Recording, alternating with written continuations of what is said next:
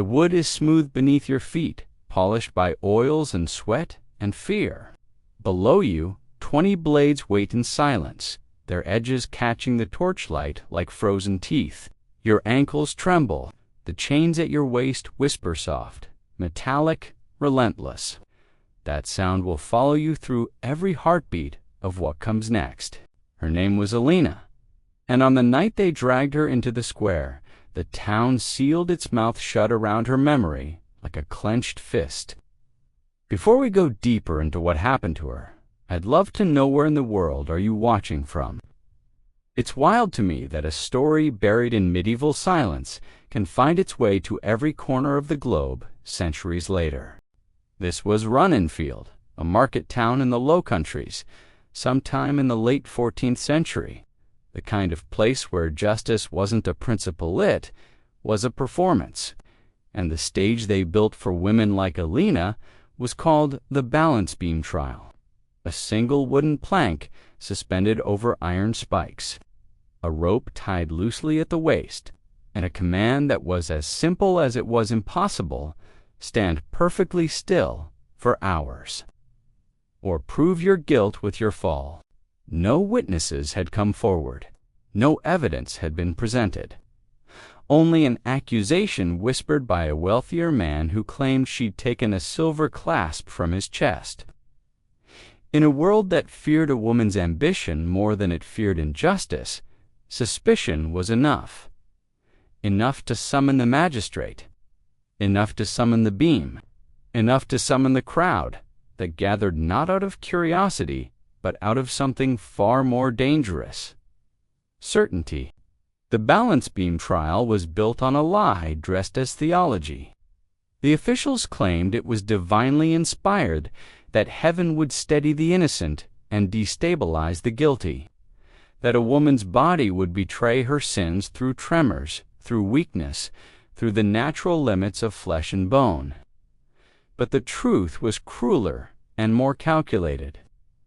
The trial was designed to break women, not to test them, to display them, to remind every woman watching that accusations alone could pull them into the same nightmare. When they placed Alina on the beam that night, the crowd didn't gasp. They leaned in. The wood was splintered at the edges, forcing her toes to grip like claws. The rope around her waist hung slack just enough to ensure that when she fell, it would be slow, and that sound, that faint metallic whisper, became the rhythm of her ordeal.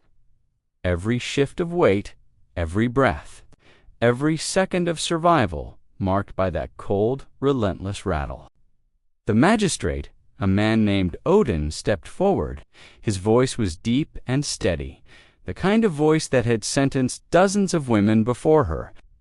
He announced that the trial served 3 sacred purposes: to reveal hidden truth, to maintain divine order. And this, he said, with the greatest pride, to protect the community from moral decay. The crowd nodded. They wanted to believe that guilt left physical footprints, that sin made the body unstable, that myth comforted them, it let them sleep.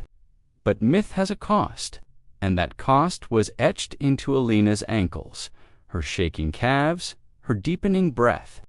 As the first hour stretched into the second, her mind spiraled. Fear, disbelief, defiance, fear again. But she was not allowed to speak. Trials that relied on silence were always convenient. Her body became the only language she had left, and the beam was designed to make that language confess guilt. The guards paced beneath her, their boots scraping against the metal spikes. Each scrape made the chains shift. That sound sliced through her concentration like a blade. The crowd watched her toes curl and uncurl, her arms stiffen, her lips tighten as sweat dripped from her chin. They were waiting for the fall. And here's where the paradox revealed itself. This was never a trial. It was a ritual of control. The townspeople told themselves they watched because truth mattered. But they were really there for reassurance. Reassurance that the hierarchies governing their lives were natural, righteous, unbreakable. They needed to see a woman fail so they could believe the system worked. But Alina did not fall. By the third hour, the magistrates began to grow uneasy. Most women collapse within the first 60 minutes exhausted. Terror and pain conspiring to fulfill the prophecy the beam was designed to deliver. But Alina's endurance was rewriting the script, and when rituals face disruption, power adjusts the rules. Odin ordered what he called the moral test, an unwritten clause that allowed them to interrogate her while she balanced. They asked questions designed to destabilize her mind along with her body. Questions about her past, her secrets, her secrets, anything to make her falter. Do you admit to theft? No. Her voice was thin but unwavering. The guard struck the post supporting the beam. It jolted violently. The chains shrieked. Do you admit to lying about your conduct with your employer's son? No. Another blow, another rattle.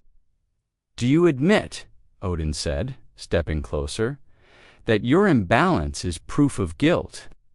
The question itself was a trap-a-loop of logic, designed to make any denial seem like desperation. But she did not fall, and in that moment, the balance beam ceased to be a test of guilt. It became a test of their control. Then something unexpected happened. The beam lurched violently, unnaturally. A collective gasp tore through the crowd. Alina pitched forward, her arms flailing, her ankles twisting. The chains yanked tight. Time split into fragments. Sunlight flashed across the blades below. Her breath ripped from her lungs, and then she did not fall. At the last possible heartbeat, her foot slammed sideways, her heel scraping the wood. Somehow, impossibly, she steadied herself. The crowd erupted. Shouts, cries, gasps. A wave of disbelief rolling outward, because it was clear to everyone watching that the beam had moved too dramatically to be natural. Someone had interfered with the mechanism. The fall had been engineered, and in that instant, the ritual cracked open. A young boy near the front whispered they wanted her to lose. His mother shushed him quickly, but too late. The idea had already spread like fire through dry grass. The power of a system lies not in its cruelty, but in the belief that its cruelty is fair. And that belief, fragile as spider silk, had just snapped. Odin's face hardened into a mask of fury. If the trial appeared rigged, if the spectacle lost credibility, then their authority, their entire scaffolding of power would collapse. He barked orders to reset the beam, to reinforce the supports, to continue until the truth emerged, but the crowd no longer looked convinced. They looked suspicious. Some even looked angry, especially the women. They recognized what had almost happened because it could have happened to them, and for the first time the ritual's spell was breaking. Then a voice rose from the crowd, not loud, not rebellious, just brave enough. She shouldn't be up there. Another voice followed, then another. This is divine judgment, Odin snapped, his voice cracking with desperation. The beam reveals the truth. But the villagers were no longer listening. They were watching her. The woman who had outlasted cruelty. The woman who had revealed the machinery beneath the myth. An older woman stepped forward, a midwife, known for delivering half the village's children. Her voice was iron. This is not God's judgment. This is yours. The magistrate's face drained of color. It was the first open challenge spoken aloud in years, maybe decades, and once broken, it untethered others. She should be released. The beam nearly collapsed. We saw what you did, the chains whispered as the guards hesitated, weighing their loyalty for the first time not to doctrine, but to the families they lived among.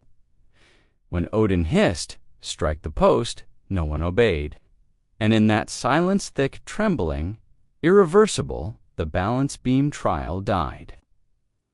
Not with protest, not with violence, but with the quiet refusal of ordinary people who finally recognized the truth beneath the ritual. Alina collapsed not off the beam, but into the arms of the midwife, who rushed forward before the magistrates could react. The villagers surrounded her, forming a human barrier. The chains fell slack, lifeless, no longer a verdict, just metal. The balance beam trial faded from history soon after that day. It was quietly retired. The magistrates blamed logistical flaws, not moral ones. Systems seldom admit wrongdoing, but women remembered, and they whispered, and they taught their daughters to recognize when justice was a costume draped over fear. Centuries later, the beam itself is gone, but the logic behind it is not. It whispers in every system that presumes guilt before hearing truth, in every institution that demands impossible stillness from people already trembling, in every ritual of control dressed up as fairness. Alina's chains still echo, not as a sentence anymore, but as a warning, a reminder that cruelty rarely vanishes because it is immoralite, vanishes because enough ordinary people finally refuse to participate in the performance. And on quiet nights in Runnenfield, if the wind moves through the square in just the right way, some say you can still hear it, that soft, metallic whisper, the sound of inevitability breaking, the sound of a woman who would not fall.